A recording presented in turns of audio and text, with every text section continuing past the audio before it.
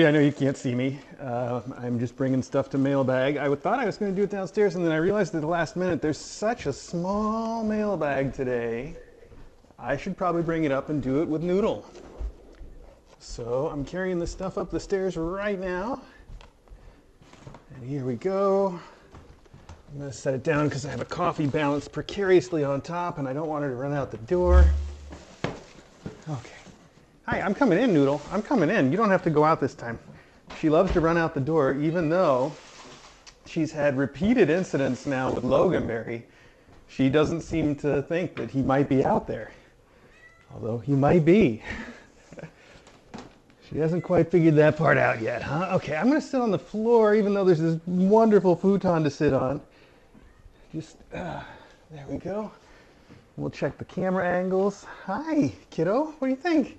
It's weird for me to be in your room again and on the floor even. All right. How are we doing here then? I don't even know which camera this is. Okay, that's got to be it.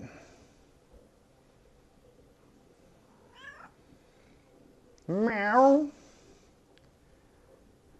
I'm just going to zoom in so that I can maybe show things to the camera a little bit. We'll see. And then we've got the floor camera over there.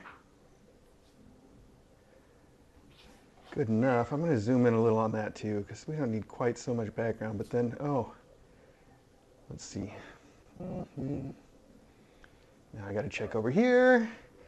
How are all of you? I guess first off, I have to give a content warning for today's mailbag. I know that it's going to be I think it's going to be somewhat teaspoon-centric, and I'm not going to avoid that, although I think we will open the things that are possibly not tea first. I mean, not related to teaspoon, not that are naughty, not tea. Okay, you know what I mean.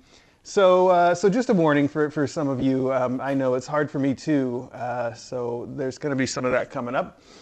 But if I try, I'm guessing that this is related to him and that the letters are just sort of related tangentially. I think these are the donations that people have made that are probably going to turn out to be in his name. So we'll set those aside. We'll start then today with the boxes and stuff. This is going to be a very short one. You know, there's just not a lot here, and there's everything that is here is a drop shipment. So none of it is going to be, you know, like a box that's just packed full of wonderful stuff.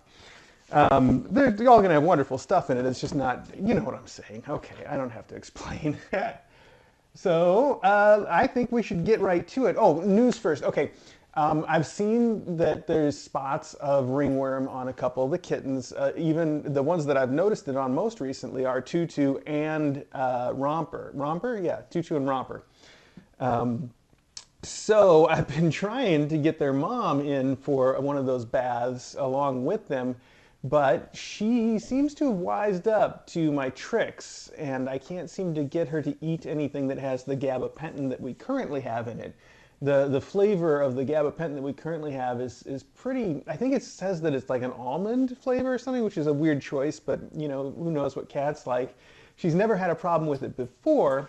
But since I gave her a big dose when she was in heat to try to get her to just kind of calm down for a day, and she ate it, she hasn't wanted to eat any more of it. So I think she's figured it out.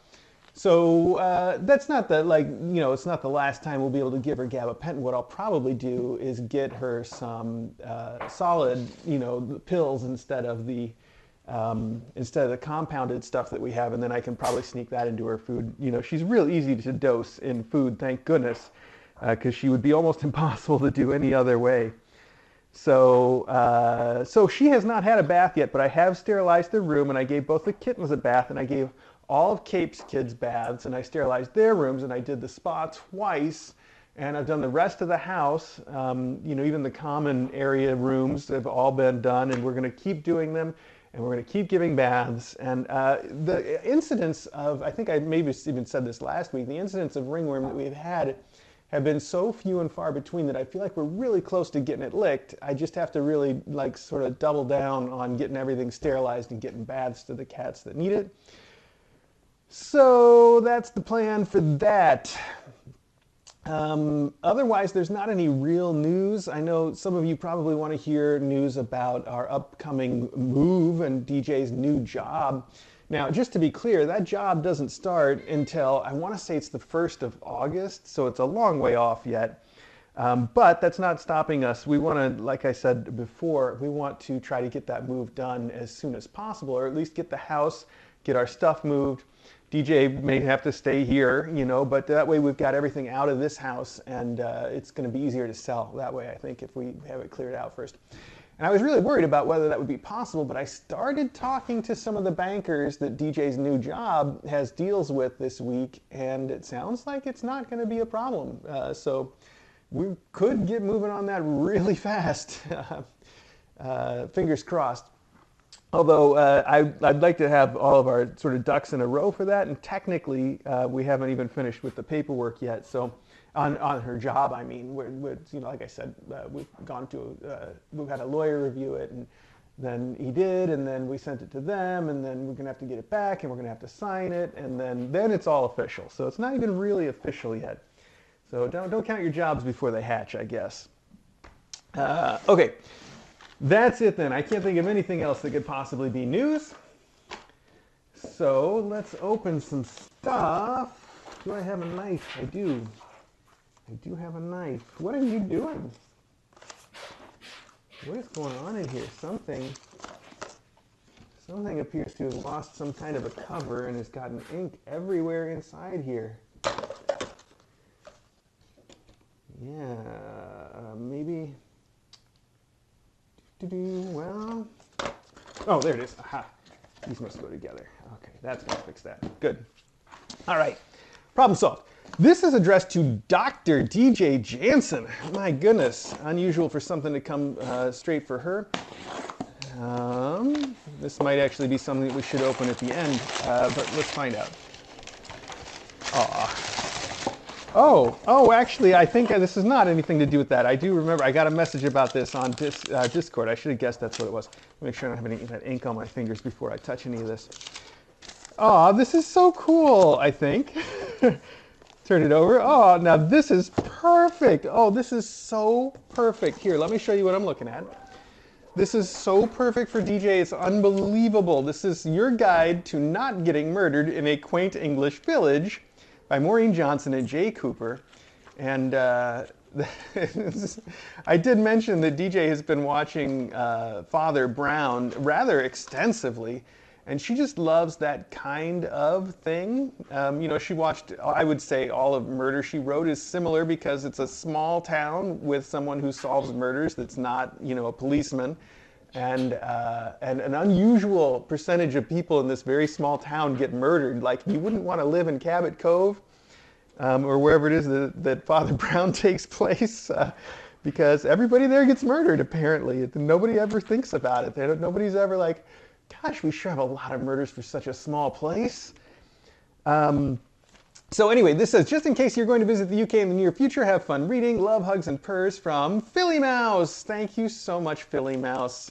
You did mention on Discord that you'd sent this for DJ because I'd mentioned Father Brown. And this really seems like a perfect little book for her. She's going to love this so much. She's at work today, so I'll have to give it to her when she gets back. It's got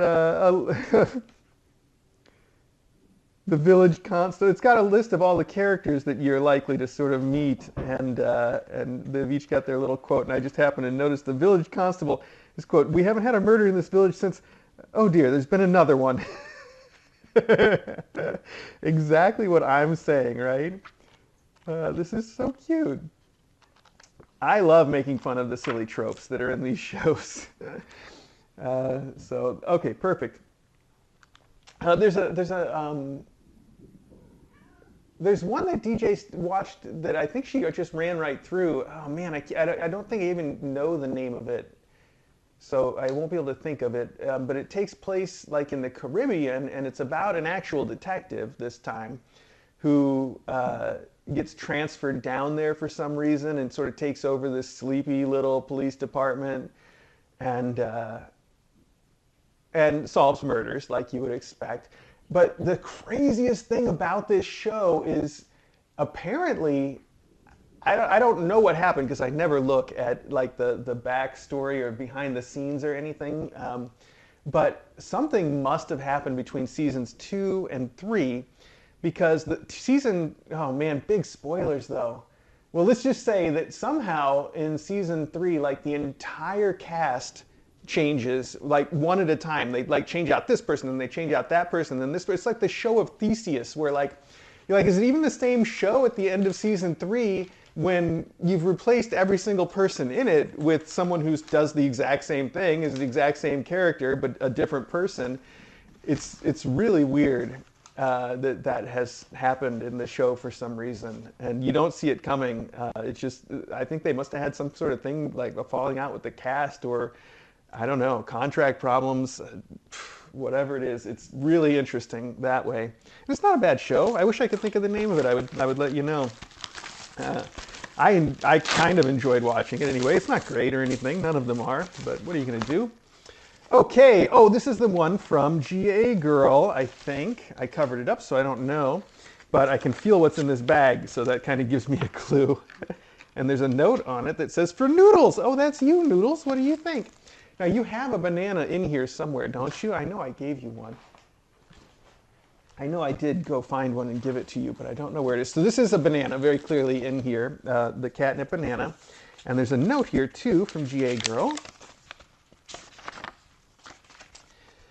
And it says, "Dear Mr. A and Dr. DJ, here is a banana phone for Noodle's endowment. Whether she's pregnant or not, I make sure they get one. This makes number 25 so far, and I suppose it's now a tradition. I hope this finds you well, and I appreciate all you do. KA is definitely part of my daily watching. Love, GA Girl." Well, GA Girl, thank you so much. I know that all of the mom cats really do appreciate those bananas. She probably appreciated hers into a corner somewhere. Oh, there it is right there. See, I knew we had one around. So that's perfect, and it's great that this is for her endowments, because then she can have one that is fresh when she gets to her new house. Her new home. That's ideal. Speaking of things that are regularly sent, this is another thing I know exactly what's in here without even opening it and who it's from. I don't know if you can guess based on the obvious shape of it, but I bet you can now. This is going to be bowls from Clint in NH, I'm guessing. Indeed, Mr. A, here are bowls for Noodle before she continues her journey from Caring Paws Rescue, aka Clint. Clint, Caring Paws Rescue in NH. Thank you so much. It's wonderful that you do this for every single cat that comes through, even cats like Noodles that faked being pregnant for the sake of getting in here. I'm pretty certain that she is a faker, and that we will get her scheduled for a spay as soon as we can, but of course I can't really guarantee that she's free of ringworm, even though I haven't seen any on her. She's been in the same areas as the other cats. Even if she doesn't want to hang around with them and growls at them to stay away, she probably knows that they've got ringworm and it would be a major threat to her wonderful floof. So she's been watching out for it, but that doesn't mean that necessarily a great idea to get her in there right away. I don't know. Okay, appetizers for Jumper and Blazer. And Smock. Jumper, Blazer, and Smock. All right. This seems like a leftover from last week, perhaps, because we did open a fair number of these for the rest of them last week from Lisa 4 Kittens. Lisa 4 Kittens, thank you. These are super cute. It's a little wiener dog and a cat, a mouse that says Mouse-a-roni, and a teeny sardini. So those are cute little toys that have catnip and the cats will enjoy. I'll put it up here in this growing pile, and we'll open this box. Let's see here. And once we open this box, I think we'll have room for everything else. Let's find out. All right, this was a quick one. That's basically it. Oh, this is also, I think, Lisa 4 Kittens. Indeed, it's the rest of the Magic Cat tracks. That wonderful ball track that's the kind that you see in the second annex right now. That one's blue. These are all gray. They're really good. I think this is probably one of the better cat tracks, especially because you can make it whatever shape you want, and smaller and bigger in little tiny degrees. You don't have to use these big pieces that are limited to 1/4 turns. It's great that way. It also perfectly fits a ping pong ball. If you lose the ball later, you can put that in there. Although the ball it comes with is really heavy, so it rolls. It's got a lot of inertia, which is good. Ping pong ball doesn't quite get it the same way, but it does work. So these are great, great CAD tracks, and I can put all the rest of the stuff right in here now to bring it all downstairs together. All right, that concludes the naughty portion of today's mailbag, as far as I know.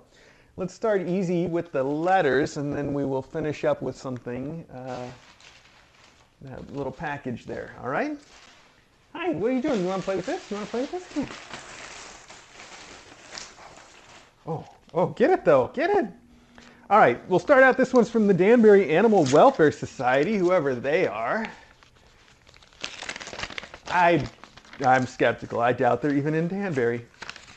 I think the name's a lie. Aha, Danbury Animal Welfare Society, 147 Grassy Plain Street, Bethel. That's not Danbury at all. It says, we're honored to share a generous donation has been made in memory of Teaspoon. That's wonderful.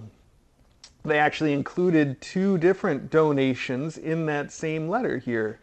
I won't call out any names or amounts or anything, but it's fantastic. Thank you both for donating in Teaspoon's name. Like we said, we prefer to see people that want to do something in memory of Teaspoon to make donations to their local shelter or to Dawes rather than sending us flowers or anything that would just sort of be temporary that way. This one is also similar. This one is from the Best Friends Animal Society. And it says, a generous gift was made in memory of your loved one. And it does say a few other things too, but basically, thanks for sending us money. We use money, which is good. I mean, it's accurate. Thank you so much. You do have a note here that says, never forgotten, with love from Dana, Daniel, and Kelly. So thank you. It says a few more words than that too. I'm abbreviating it because I don't want to get too maudlin here. Last thing we need is me having a breakdown during mailbag, much less all of you. All right, this one is the Humane Society of Chittenden County. Chittenden, I suppose. Oh, their address is Kindness Court. How appropriate. Their card is, there we go. Humane Society of Chittenden, where best friends meet. That's so cute. In memory of Teaspoon and Crank, much love, many spoogles. From K Bless, May, Bam, and Daisy. So thank you for that too. That's wonderful. I'm so glad that people have done that. It means a lot to all of the cats and kittens at those shelters, I'm sure. And I think little Teaspoon would approve. Probably. All right. Finally, I think this is the also to do with him. Aw, it's cute. I was told that it was a memorial pillow in memory of Teaspoon. And that's exactly what it is, although it's really packed in here with a separate pillow and pillowcase. So I'll just leave the pillow in there for now so I don't have to try to fit it into anything. And we can just look at the little pillowcase. Aw. It says, when you miss me, have no fear, hug this pillow and know I'm here. And it's got an actual photograph, a little Teaspoon on it. It's really sweet. I'll show it to all of you. Here you go. I hope you're ready for that. It's very cute, and it's really soft. It's perfect. It's a perfect little memory of Teaspoon. So thank you for that. It's pretty hard to take still, I'm not gonna lie. My technique generally is just to try not to dwell on it too much because it just doesn't get you anywhere, and I don't know. That's just how I cope. Try to cope.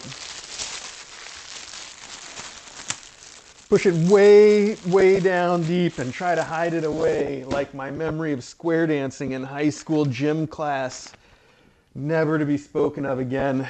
All right. that was Mailbag, and it was short, like I said, short but sweet. I really appreciate everything from everybody. These kittens are going to be so spoiled when they eventually get cleared from the ringworm and go to their forever homes, or when I decide to talk to Dawes and be like, we got to get rid of these cats. Can we please just get them fixed regardless? Of course, I don't see anybody that is an adopter picking them up until the ringworm's gone either, so it may be kind of academic unless we start seeing them get frisky, in which case we may have to really get that done. So we'll see. We're just going to play it by ear until then. But thank you all so very much for joining me for today's super short. I tried to draw it out as long as I could by talking about random stuff, but here it is, 11:20, and we're wrapped up. So I'm going to put this stuff away, and we'll see where we go from there.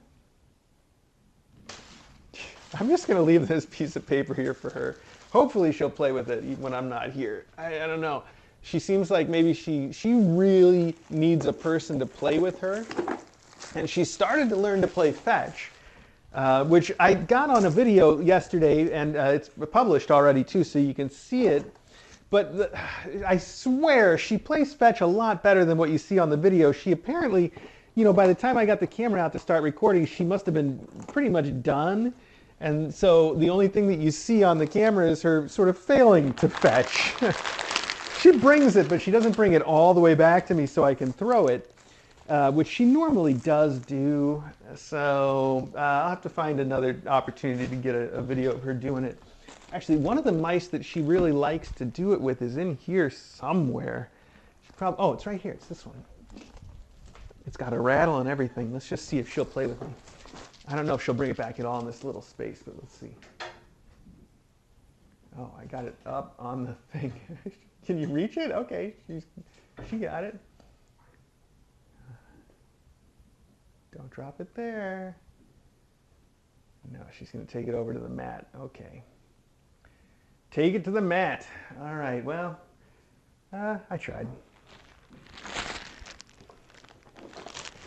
All right, I'm going to get this stuff out of here. I'm going to take actually a couple of turns to do it. I'm going to get this stuff, and then I'll come back for my coffee and the stuff that goes downstairs. And I shouldn't forget to turn off my mic, although my hands are full now, so what am I going to do? Let's see. Let's leave the book here so I can put it where DJ will see it.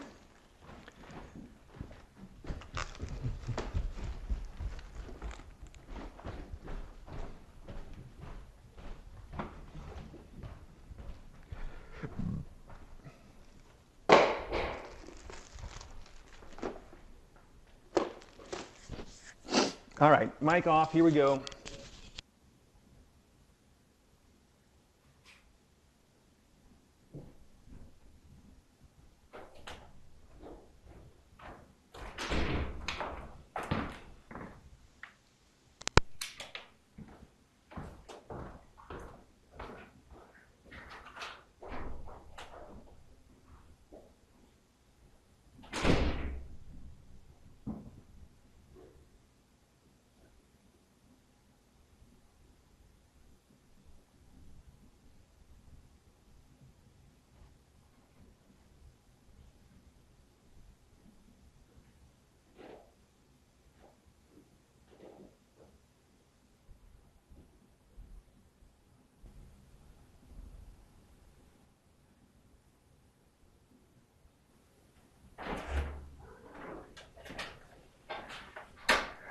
Regular mic back on.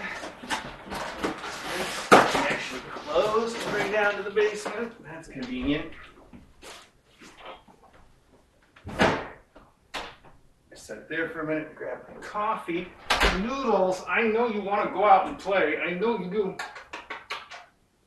I know, you want a string toy too. You want somebody to play with you with a string. I saw that last night when you were going after all my USB cables like a maniac. Yeah.